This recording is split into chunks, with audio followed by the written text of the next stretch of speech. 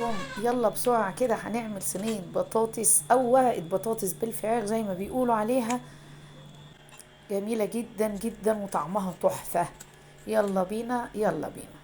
غير طبعا صينية البطاطس المعتادة. انا هنا كان عندي فرخة مقطعاها 4 ارباع، وكنت شايلة بس منها الدبابيس. تمام تمام. يلا بينا بقى.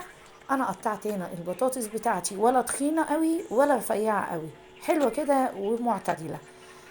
انا هتبلها بالتوابل السبع بهارات اللي كنا عاملينهم سوا مع بعض، وملح وفلفل اسود.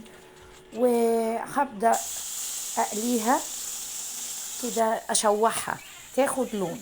عندي قرنين فلفل، وعندي طماطم معصورة، وعندي بصلة مخرطاها، بصلة كبيرة كده مقطعاها مكعبات، والفلفل مكعبات. هنا في نفس الوقت الفراخ بتاعتي بعد ما كنت غسلاها ونقعيها بمية بخل، تبلتها برضو ملح وفلفل والبهارات بتاعتها، وهركنها على جنب لحد ما اقلي البطاطس. والبصلتين اهم هقطعهم مكعبات. وكيس الطماطم اللي احنا تملي بنشيله في الفريزر علشان الغلاء. يلا بينا. انا هنا كنت طلعت خلاص البطاطس وحطيت مكانها الفراخ. الفراخ انا بديها لون من فوق ومن تحت، وكده يبقى انا عندي الحاجة تعتبر نص سوا، لاني طبعا الفراخ كده نية.